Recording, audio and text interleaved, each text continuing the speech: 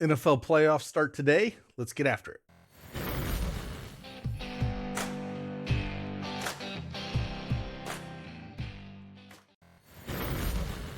Hey, good morning, everyone. It's Craigman, aka Cash Cake, back with another Underdog fantasy pick'em video. We're gonna do NFL action today. I think I'm going to talk about the first game. I'm going to do two videos today. I'm just going to break them up because I want to talk about each and every player. That way, if you just want to do a single game, we can kind of create some slips that way and talk about them a little bit. And hey, if you do not have an Underdog account, use that promo code CashKeg and get 100% instant deposit match up to $100. Link is in the description below. And hey, if you want to see more of these videos, you want to see more Underdog videos, if you like the way that I'm going to split these up and do them per game like this and kind of go through each player and talk about it, let me know. Hit that like button, subscribe to the channel. Let me know in the comments if you want me to do them like this or me combine all of them and just drop a few plays.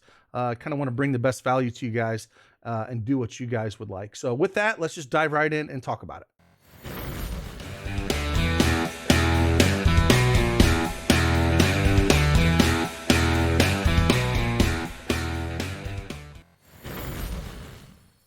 All right, as you can tell, I have the Underdog Fantasy Pick'em desktop up here.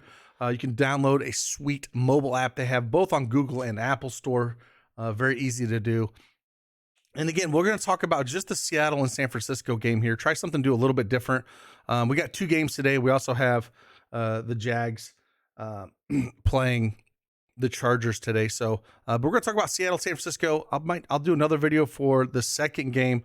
But let me know if you want me to do it this way or if you just want me to knock out a few picks. I just thought I'd do it this way.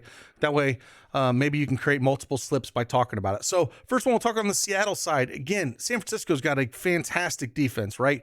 They're ranked second in rushing yards allowed per game at only 77 this year. 12th in passing at 222. If we do game script wise, we would assume that San Francisco is going to get up early in this game, and Geno's going to have to be playing from behind. Now, they played back on December 15th. Geno threw the ball 44 times. And we might see something similar to that. Like they get behind and they just got to chuck the rock a ton. So that would say we want a lot of Geno's overs, or I'm sorry, higher projections when it comes to passing. And we want Kenneth Walker rushing lower here. So rushing yards, I'm no problem for Geno Smith. They're going to get to him to run the ball. If we kind of look at him, he has went over this in basically 9 of the last 10 games. Hit 18 rushing yards against San Francisco. But 9 of the last 10 games, he's went over this 15.5. I'm perfectly fine if you want to take higher on Geno here. Pass attempts 32.5. Again, I'm perfectly fine if you want to take higher than that. He had 44, the most he's had in the last 10 games. I'm fine with that one. Fantasy points, I'm going to stay away from this one. I prefer, get there in volume with passing attempts, rushing yards. I'm fine with that.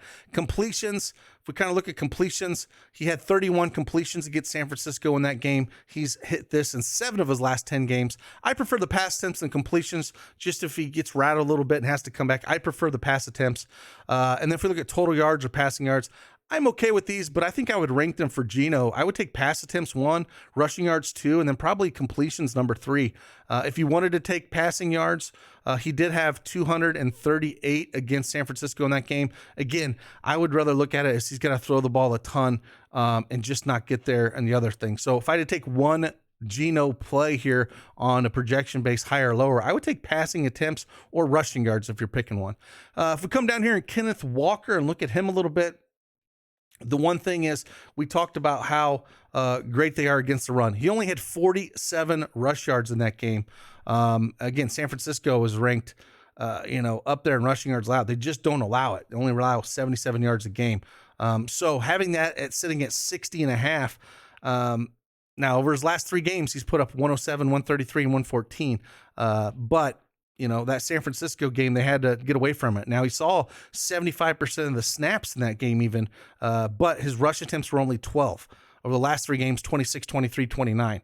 I think we're going to see closer to that 12 number where they're just going to have to abandon it at some point and throw the ball. Now, Pete Carroll's going to want to try to run it. I get it. But against the San Francisco defense, I just don't buy it. So if I'm going to lean at him, I'm going to look more on lower rushing attempts and lower rushing yards, lower fantasy score.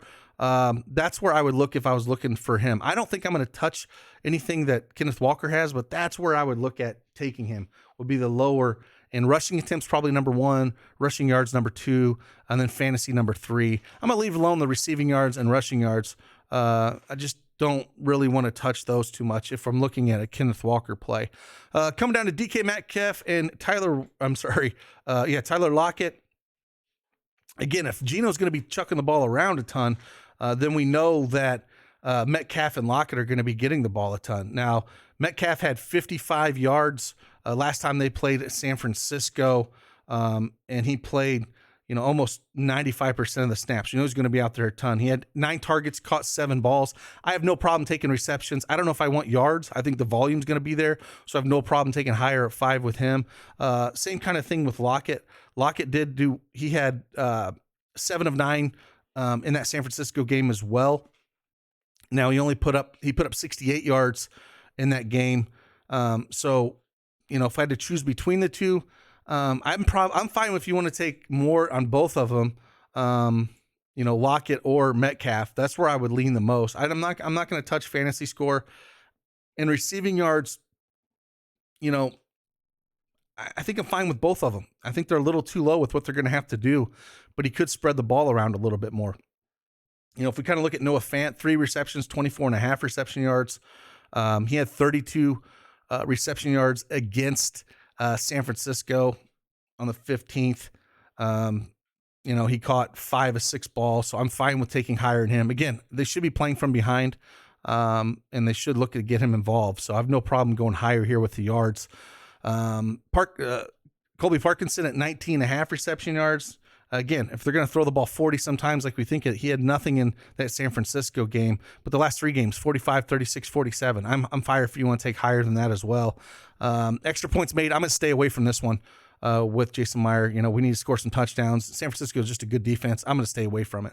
On the other side, Brock Purdy. Again, the game script that I'm going to be building is we're going to do a lot of rushing. So I think McCaffrey's going to have the ball a ton, and Purdy's not going to have to do too much. And that's kind of how we're going to build this. So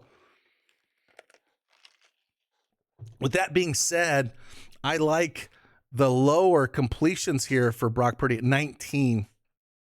And that just has a lot to do with the game script I see playing out, right? We kind of look what he's done over, the 6 games that he's played. He's only cleared more than 19 completions in 2 of those 6 games. In that one game in Seattle, he had 17. So it's a spot where if you think it's going to be close, or if you think San Francisco is going to be behind, then flip all this stuff. But when you build these, they should be built by game script. So I'm going to go lower on this. Pass attempts at 28.5. He had 26 that game. Again, he's only went over that in twice, so I'd be lower on this. Passing yards at 221. I'm going to stay away from that one because a couple big plays could get there. He had 217 pass yards against Seattle on that 15th. He's cleared it 2 of the 6 times. But I think they're going to lean on the run a lot here. If we get look at Brock Purdy at 5.5 rush yards, I'm not really going to touch that one at all. He had -2 against Seattle. He's only cleared this in 2 of the games he's played. I'm not going to touch that. So I would look at the completions, take lower. I would look at the pass attempts lower. And that's about all I would look at with Brock Purdy. Christian McCaffrey, CMC. This is one where, again, we're going to see the game script going. I think he's going to be heavily used here. And we're going to see a bunch of him. So looking at the line, set at 75.5 rush yards. He had 108 against Seattle that game. I think we're going to see a bunch of him here. 16.5 rush attempts here. Against Seattle, he had 26, the most he's had. And he's cleared that number in 3 of his last 6 games here. So I do like the higher rush attempts for him. I do like the higher rushing yards. Those are the 2 I'm looking at. If we look at reception yards, he only had 30 against Seattle because, again, they ended up running the ball again a bunch and they didn't really pass too much. Receptions that game against Seattle, he did have 6. And the line's at 4.5. You want to look at that. He had 138 total yards, so I'm fine if you want to take higher than that. But yeah, I'm going to be way higher on McCaffrey on all these just because of how I see the game script going. But I'll take the higher rushing attempts, probably number 1, rushing attempt yards number 2, and then maybe total yards 3, receptions 4. That's how I'd kind of look at it if you're building out your slips a little bit in that way. Coming down to Eli Mitchell, I don't think I'm going to touch a whole lot of Eli Mitchell here in a playoff game like this. He's just not going to play a ton of the snaps. Is he going to get some rush yards? Probably yes, but I don't really want to touch Eli Mitchell's stuff at all. He's got 9 rush attempts here is what they have it at. He ended up, just a spot where I just don't love it. I don't love it. He came back. He played, he didn't play in that game the last time they played. He played 1 game against Arizona. I just don't want to touch him. I think there's too many question marks there. Unless they get up a ton. If you think San Francisco gets up like 3-4 touchdowns and then they ice the game with Mitchell in the 4th, then maybe that's where you look at higher rush attempts and rushing yards. But that's where you would be building something like that. Coming down to Deebo Samuel, since CMC's been here, man, it's just, and he's kind of been hurt a little bit. We haven't seen really a ton of him doing a lot. Right, the rushing yards have been down. The line's at 13.5 again, right? But the last 4 games, he hasn't been having to do a ton. I mean, he was hurt for a long time there. From December 11th was his last game here. He played on January 8th. So there's a long time out there for rushing yards. I think it's a game where they don't have to use him a lot. If it's a close game, they have no problem throwing him out there. But it's a spot where I'm just going to stay away. I think there's a lot of guesswork in this first game.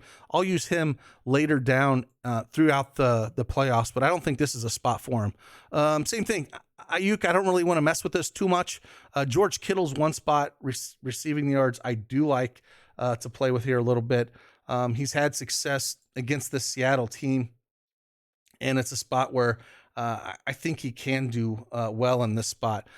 He had 93 reception yards against Seattle last time, four receptions for 44.5. He ended up in that game, he had 4 for 5. I don't think I'll touch the receptions, but I don't mind the yards here. He's had 4 more catches in his last 5 games. But 4-4, 6-4-4. If they're not going to throw the ball a ton, I don't really love it. I think reception yards is the way to go, though, if you're going to use Kittle in this spot. Again, if we look at what he's in Seattle there, 93. If we look at last year, December 5th, he put up 181. But, if you're going to look at one spot, I don't mind looking at Kittle there. Would be the one spot. I'm not going to look at Juszczyk at all. Don't really want that one. Ray McLeod has got just reception yards a half. I'm not going to touch that one. Juwan Jennings, Robbie Gould, I don't mind taking higher than 1.5 field goals made. If they do stop him down the red zone, with Purdy's first, playoff game, maybe, hit a couple field goals. I don't mind that one, but not my favorite. So again, if you don't like this breakout just with one game, let me know in the comments and I'll just knock out a few plays. But I thought I'd do it this way and kind of talk about each player.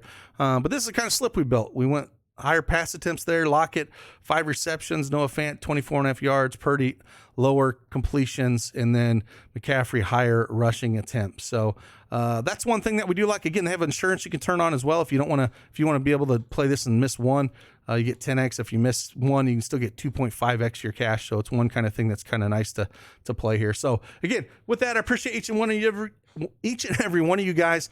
And if you do not have an Underdog fantasy account, make sure you use that promo code CashKeg and get yourself a 100% instant deposit match up to $100. And like always, I'll see you guys on the flip side and enjoy some football. Deuces.